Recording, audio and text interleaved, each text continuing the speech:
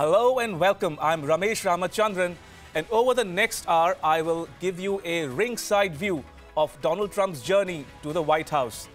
We will, of course, be talking about the Trump inauguration, about what he had to say in his inaugural speech from the steps of Capitol Hill, the seat of the U.S. legislature and venue of the inauguration ceremony.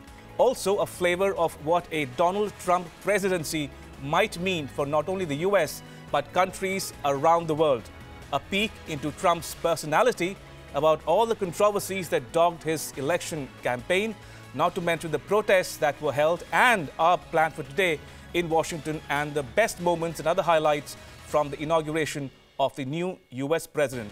So sit back and take in all the sights and sounds, news and views, and everything else that you need to know about Donald John Trump, the man, the candidate, and now officially the 45th president of the United States. All right, so let's dive straight into the show. As you probably already know, Donald Trump has taken office as the 45th president of the United States of America. At his inauguration, Trump spoke of abandoned factories, rampant crime, and a failed education system. He vowed to bring in change and pledged that his presidency would rebuild America. Trump supporters gathered in large numbers to witness his inauguration. The occasion was marred by some protests, though.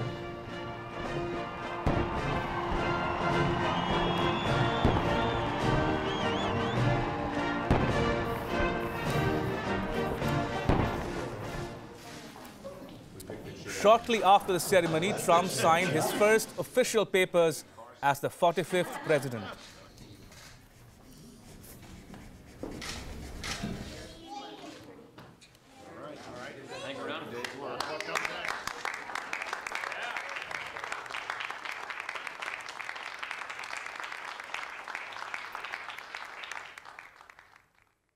Some world leaders congratulated the new U.S. president on the social media platforms, starting with Indian Prime Minister Narendra Modi, who tweeted, and I quote, "Looking forward to working with President Donald Trump to further deepen India-US ties and realize the full potential of our cooperation," unquote.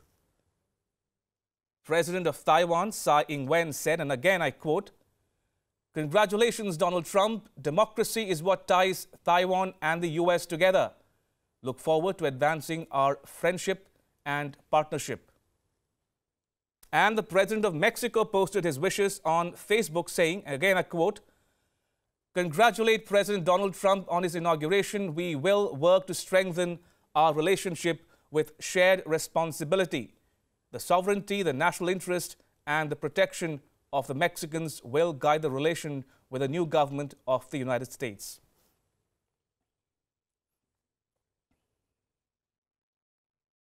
And joining on the show tonight is WION's America correspondent and U.S. Bureau Chief Giles Gibson. Giles, give us a flavor, if you will, about the mood in Washington the day after the Trump inauguration. Have you had a chance to read the media, for instance, this morning's papers, and what do they have to say about the Trump presidency? Yeah, Ramesh, I'll just run you through some of the major newspapers and their headlines this morning. The New York Times said that Trump sworn in issues a call, "This American carnage stops." The Washington Post just had a very simple headline, "Trump takes power." And then the LA Times on the other side of the country said that Trump takes first steps in a new era of conservatism. So I think the mood, the feeling, certainly amongst the US media, is that this is really a step change in American history, and the country is entering a new period, a new era under their 45th president, Donald Trump. Absolutely, Giles. Also, his first action on Obamacare as the new chief executive. Any surprises at all there? It was perhaps not a surprise that that was one of Donald Trump's first acts as president. He signed an executive order cutting some of the costs to federal agencies around that Affordable Care Act legislation. We haven't really had any precise details about what that means exactly, but clearly this is a sign, I think, and it's certainly being interpreted that way in the US media that repealing Obamacare and replacing it with new Republican-led legislation is going to be really the top priority for the new Trump administration. Giles, protests are anticipated today as well. Now, who are these people or groups that are likely to hold the protests or sit-ins in Washington and elsewhere in the US? What's on the agenda, really?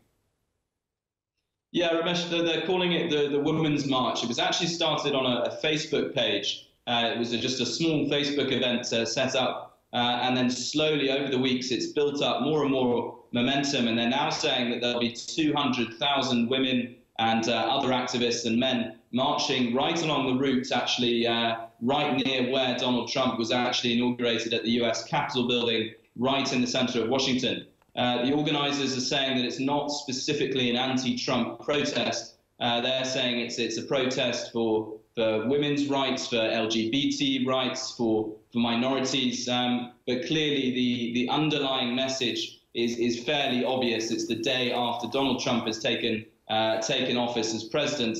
And of course, during the campaign, we saw Donald Trump criticized heavily for his stance, both on minorities and also labeled a misogynist by some in the US media and some of the population. Right, Giles. I'll ask you to stay on while we take a look at the next report. Now, Giles was present where the action was. He sent us this report earlier from Washington. We are one nation, and their pain is our pain. Their dreams are our dreams, and their success will be our success. We share one heart, one home, and one glorious destiny. The oath of office I take today is an oath of allegiance to all Americans. A message of harmony and unity from Donald Trump as he addressed America for the first time as US president. But a few blocks away from the inauguration ceremony at the US Capitol building, anger and violence was spilling out onto the streets. Protesters and security forces clashed as police tried to arrest a man taking part in the demonstration. Nearby, a limousine was also torched as angry scenes spread out across parts of the city centre. The tension all focused on what people think of one man, now the 45th President of the United States. Well, Donald Trump stands for hatred, racism, misogyny, so pretty much against everything that I stand for as a citizen of this country. He's going to make America great again, and he's going to undo the wreckage that Obama's done. I think he stands for himself.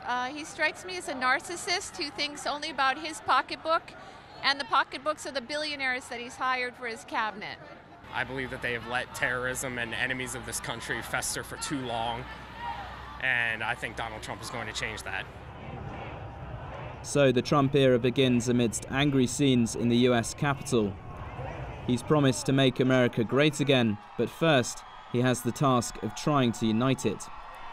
Reporting in Washington, D.C., Giles Gibson, WION. Meanwhile, in Mexico, protesters used boxes to build a makeshift wall outside the U.S. Embassy in Mexico City to protest against Trump's plans to build a wall along the U.S.-Mexico border. Trump has vowed to move fast on the construction, which he claims its neighbor Mexico will pay for. But protesters in Mexico disagree in full spirit. Trump is also expected to take executive action on renegotiation of the North American Free Trade Agreement, which, by the way, underpins Mexico's economy.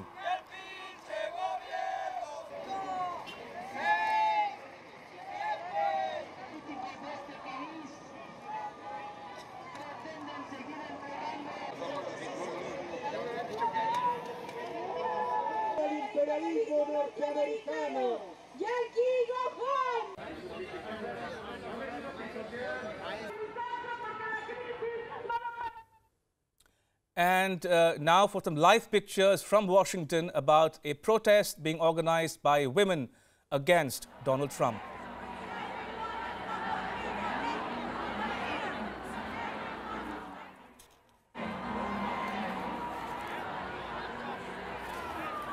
And for more on this, I'll once again bring in WION's US Bureau Chief Giles Gibson. Giles, as we are seeing on our screens right now, there are protests happening in Washington and presumably elsewhere in the US. Now, give us a sense of what these people are actually demanding and their fears or anxieties or expectations for the Trump presidency. Yeah, Ramesh, in terms of what the organisers are saying about it, they're very clear that this is not directly targeted at Donald Trump. But I think with the timing, the day after his inauguration, and a lot of, if you go down there and speak to some of the protesters and the activists who are attending today, very many of them would say that they are attending, I think, to protest against Donald Trump. But they're saying it's a slightly more positive message. It's not like some of the sort of actually quite violent protests at times that we saw yesterday. The mood down there, I'm hearing, is more of a positive one. It's trying to celebrate the LGBT rights, minority rights, and also send out a warning to the country's new president about protecting those rights, which the activists and the protesters there would say have been very much protected or even taken further by Barack Obama as president. Of course, he signed in all sorts of legislation, especially towards the LGBT community. Right, Giles, and also I want to bring you in on the text, the subtext and the context of Donald Trump's speech. What did you make of it, and did it resonate with the people you might have met after the inauguration yesterday? Yeah, Ramesh, I think the main sort of quote that's being picked out by a lot of the US media and the media around the world is that quote about American carnage. Donald Trump in his speech seemed to present a very dark image of what American life is like, talking about crime, about jobs, about wages, about America not being first, as he would say. So a lot of the sort of media commentators I've been talking to here have said that it's certainly one of the darkest and starkest messages perhaps we've ever seen from a US president. Normally, you'd see much more sort of soaring rhetoric of the type we saw from Barack Obama during his two inaugurations. But Donald Trump was very clear that he thinks American life is broken, and he has to come in and fix it by putting America first, as he put it. Right, Giles, and we also heard Donald Trump train his guns on the so-called Washington lobby or the Washington elite. Now, he sought to project himself as the proverbial outsider. Did some of his remarks resonate at all with the people you might have met? Did it live up to the expectations at all?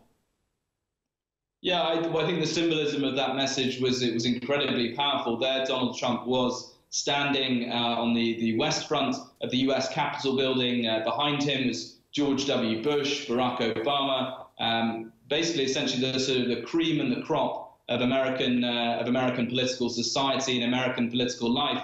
And there he was essentially telling the American people that they were going to take charge for the first time in a long time, that these people had run their country into the ground, essentially. So I think that symbolism was incredibly powerful. In terms of reaction to his speech, I was out reporting all day yesterday in the streets around the National Mall where all this ceremony took place. And of course, if you spoke to Donald Trump supporters in their Make America Great Again hats, their red caps, they would say they agreed with that statement. But obviously, we saw a lot of violent protests really breaking out as well. Over 200 protesters were actually arrested by the local DC police, and several police actually harmed, as well as a limousine torched on fire, a couple of shops where actually had their windows kicked in. So the atmosphere was certainly not unified as Donald Trump was trying to portray in that speech. Right, Giles. I'll ask you to stay on, but time to slip into a short break. More news on the other side. Stay tuned.